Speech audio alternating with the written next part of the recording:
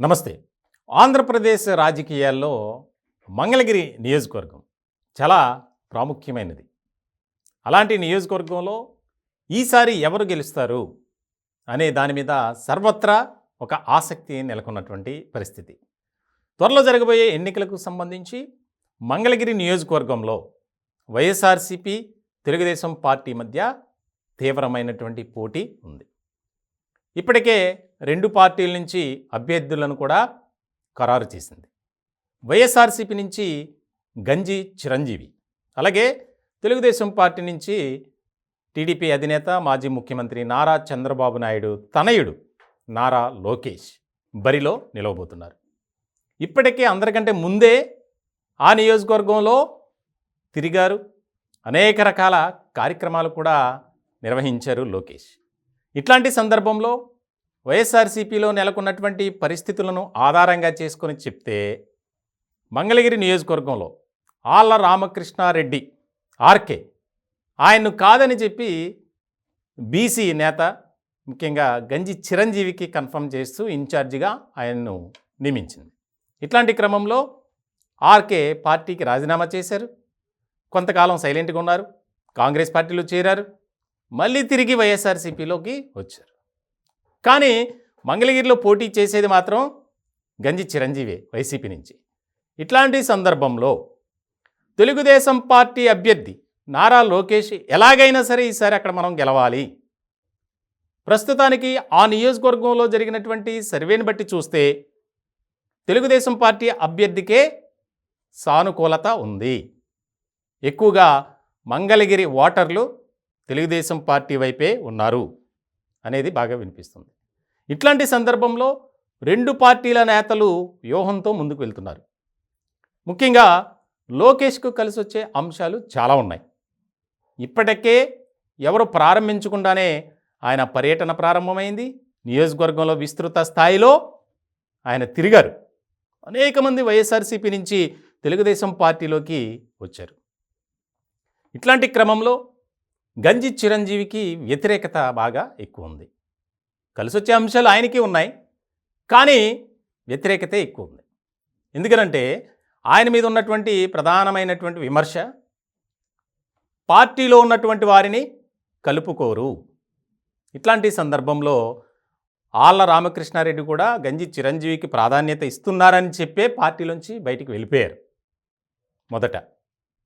ఇలాంటి నేపథ్యంలో ఈ నియోజకవర్గ గెలుపు రెండు పార్టీలకు ఒక రకమైనటువంటి ఛాలెంజ్గానే మారింది. కానీ వినిపిస్తున్నటువంటి మాటలను బట్టి మనం చూస్తే గనక నియోజకవర్గంలో ఖచ్చితంగా నారా లోకేష్ అక్కడ భారీ మెజార్టీతోనే గెలుస్తారు అనేది వినిపిస్తుంది. వాస్తవానికి ఆ నియోజకవర్గంలో 15 సార్లు ఎన్నికలు జరిగాయి ఇప్పటివరకు. కాంగ్రెస్ పార్టీ 6 సార్లు, సిపిఐ 4 సార్లు, టీడీపీ 2 సార్లు, వైఎస్ఆర్సీపీ 2 సార్లు, జనతా పార్టీ ఒకసారి విజయం సాధించింది.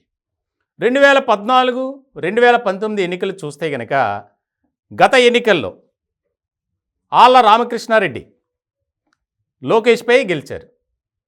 అలాగే 2014 చూస్తే గనక అప్పుడు తెలుగుదేశం పార్టీలో ఉన్నారు గంజి చిరంజీవి.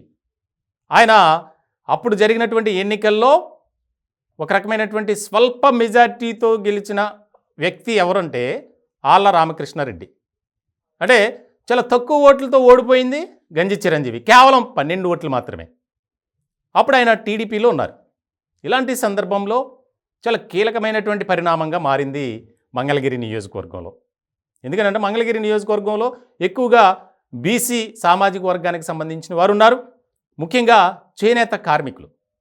ఇట్లాంటి సందర్భంలో ప్రధానంగా వారు కూడా ఎక్కువగా తెలుగుదేశం పార్టీ వైపే మొగ్గు చూపుతున్నారు. ఎందుకంటే గత 2 పర్యాయాలు వైఎస్ఆర్సీపీ అధికారంలో ఉంది. ముఖ్యంగా ఆ నియోజకవర్గంలో వైఎస్ఆర్సీపీ అభ్యర్థి ఎమ్మెల్యేగా ఉన్నారు. ఇట్లాంటి నేపథ్యంలో నియోజకవర్గ అభివృద్ధి అంతంత మాత్రమే. స్వయంగా గతంలో చాలా సందర్భాల్లో ఆళ్ల రామకృష్ణారెడ్డి చెప్పారు, మరో పులివెందుల అవుతుంది మంగళగిరి అని. కానీ ఆ నియోజకవర్గ అభివృద్ధికి ఎక్కువగా నిధులు కేటాయించలేదు. ఆ నియోజకవర్గంలో తన సొంత నిధులతోనే నేను కార్యక్రమాలు చేశాను అని ఆయన చెప్పుకొచ్చారు. ఇట్లాంటి సందర్భంలో ప్రధానంగా తెలుగుదేశం పార్టీ అభ్యర్థి నారా లోకేష్కు కలిసి వచ్చే అంశం తన తండ్రి అరెస్టు, అలాగే జైల్లో ఉన్నప్పుడు ఆయన పార్టీ జెండాను భుజాన వేసుకుని రాష్ట్రమంతా విస్తృత స్థాయిలో పర్యటన చేశారు. ఇట్లాంటి సందర్భంలో మంగళగిరి నియోజకవర్గం వైపు ఎక్కువగా ఫోకస్ కూడా పెట్టారు. ఎక్కువగా అక్కడ ఉన్నటువంటి విద్యార్థులతో, అలాగే యూనివర్సిటీ విద్యార్థులతో, అక్కడ ఉన్నటువంటి సామాన్య మధ్యతరగతి ప్రజలతో మమేకమవుతూ అనేక కార్యక్రమాలని రూపొందించారు, చేశారు. ఇట్లాంటి నేపథ్యంలో ఖచ్చితంగా మంగళగిరి నియోజకవర్గంలో ఈసారి ఎలాగైనా తెలుగుదేశం పార్టీ జెండా ఎగురవేయాలని చూస్తుంది. ఇదిలా ఉంటే వైఎస్ఆర్సీపీ మాత్రం మనం హ్యాట్రిక్ సాధించాలి. ఎందుకనంటే 2 పర్యాయాలు ఆళ్ల రామకృష్ణారెడ్డి ఆయనే అభ్యర్థిగా ఉన్నారు. కానీ ఈసారి మారింది. ఓసీ నుంచి బీసీ సామాజిక వర్గానికి కేటాయించారు.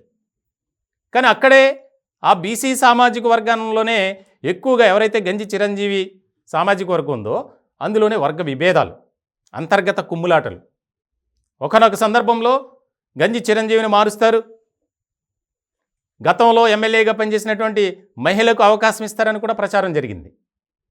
ఇట్లాంటి సందర్భంలో చాలా కీలకమైనటువంటి పరిణామంగా మారబోతుంది మంగళగిరి నియోజకవర్గంలోని. అలాగే ఎక్కువగా యువత, సామాన్య మధ్యతరగతి ప్రజలంతా తెలుగుదేశం పార్టీ వైపే మొగ్గు చూపిస్తున్నారు. నారా లోకేష్ విజయం ఈసారి ఖచ్చితంగా ఉంటుంది. ఎలా లేదన్నా 10,000 ఓట్ల మెజార్టీతో లోకేష్ గెలవబోతున్నారు అనేది ఎక్కువగా వినిపిస్తుంది.